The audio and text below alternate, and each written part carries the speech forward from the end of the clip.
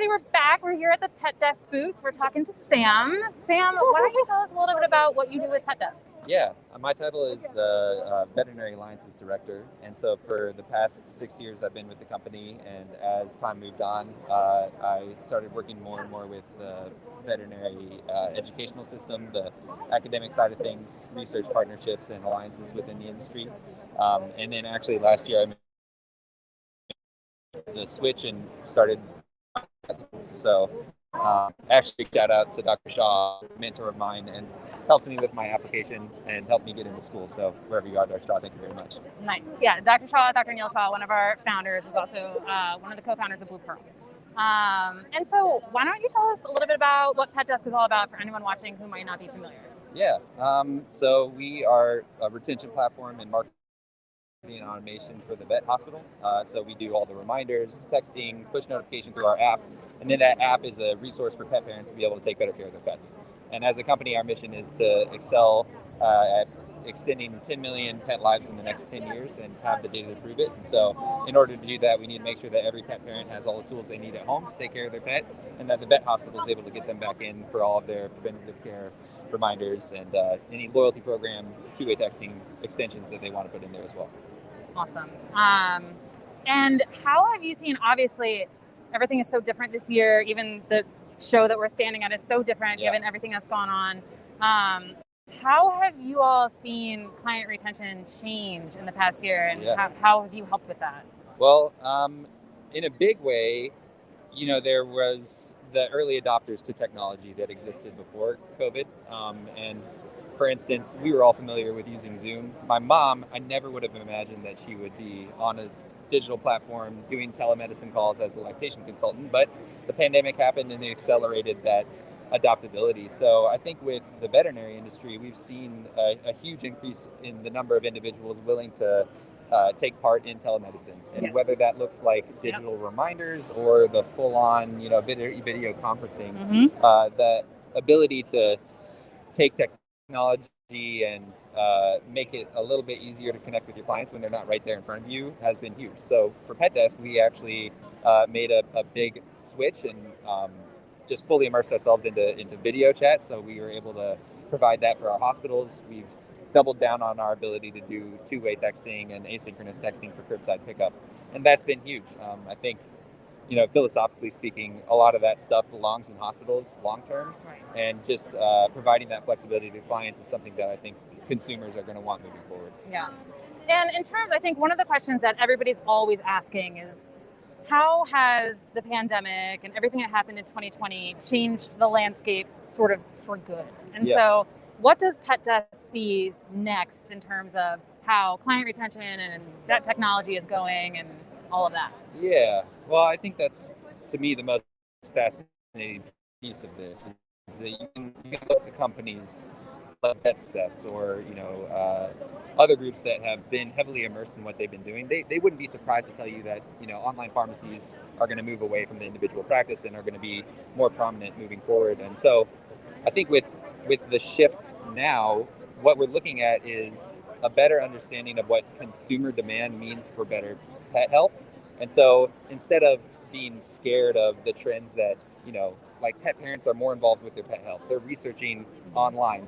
Now that research isn't always like the best research and it's not peer reviewed, but they're interested in what's going on, and awarding them with a little bit more transparency and opportunity to interact with their medicine and their business the way that they do normally is huge. And so when I look at it, I look at telemedicine as, 5 years ago was this scary term for a lot of people. But the truth is we've been doing telemedicine since the phone. So now that we have a better understanding of what are the best practices for businesses interacting with customers, it's easier to say, well, telemedicine, is something that everybody can do safely and comfortably within their own kind of best practices at the hospital. Texting and digital appointment requests and all of those things are most likely something that belong in most hospitals. So I think telemedicine will become just a part of everyday practice. Standard. And then from there, it's a matter of how much you want to automate. Yeah, that makes a lot of sense. Now, I know one of the things that we at Signal Pet see a lot of are concerns around the onboarding process. So, obviously we are a veterinary technology tool, and one of the concerns we always hear right off the bat is, well, what does the onboarding look like? Is this going to be a really big deal for our already under-resourced hospital? We don't, we maybe don't have the best understanding of technology. We don't have a lot of resources to give to a big onboarding and training. And so talk to us a little bit about how PetDesk handles that and how you get around and mitigate those risks. Yeah, well, I actually really like what you just said, that as a hospital, maybe we don't have the resources to give for a big onboarding and training. As a company, we do. And so very early on, we invested in making sure that we had a full-blown implementation team that's dedicated to just that. So onboarding hospitals, getting them set up with our tools, and making sure that that process is flexible and easy to negotiate for the staff at the vet clinic. Obviously, it goes without saying that we build our technology to be easy to use and intuitive, but before we ever work with the hospital, our customer success team is integrating with their practice management system data and doing a full audit in order to just kind of like attach those different sources of data to the way they want it to be sent. And so when we look at onboarding, we think of that with a customer success mindset, trying to make sure that our customers from very first meeting of PetDesk team has a seamless experience with little nuggets of joy built in. So, we are completely dedicated to that customer success mindset, and a third of our company is employees who are either customer success managers, the implementation team, or then the technical support that lives inside of the live chat on our dashboard. Nice. That's awesome. Little nuggets of joy. Yeah. So for anyone who might have just joined us, this is Sam from PetDesk.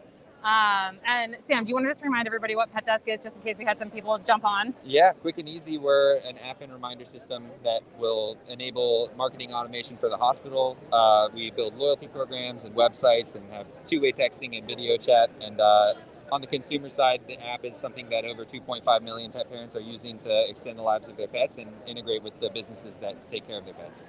Nice. Good work. That was very succinct. Thank you. Okay, so we've kept you here for about 5 minutes. If people want to learn more about PetDesk, and you should want to learn more about PetDesk if you're a practice owner or a practice manager, where can they find you? What's your booth number? All that good stuff. Let's see. Our booth number is 2703. 2703. In case the mic didn't pick that up. And petdesk.com will get you all the information you need. You can request a demo with one of our awesome account executives and just learn about what we do and how that might work with practice. Yeah, and as a PetDesk user myself for my super awesome 12-year-old Black Lab Dayton, I can say it does make it very, very easy to just log in when I think like, when's the last time Dayton had a blood panel done? I can just log in and see, and I get push notifications right out to my phone when she's due. And it's super easy, and I appreciate it. Yeah. Sam, I appreciate you for taking the time. I know you guys are busy over here. Well, we love Signal Pet, so it's awesome to get to collaborate. Yes, totally agree. And so we're going to hop over, I think, to chat with some other folks. So we're going to take a quick break, and then we'll come back on.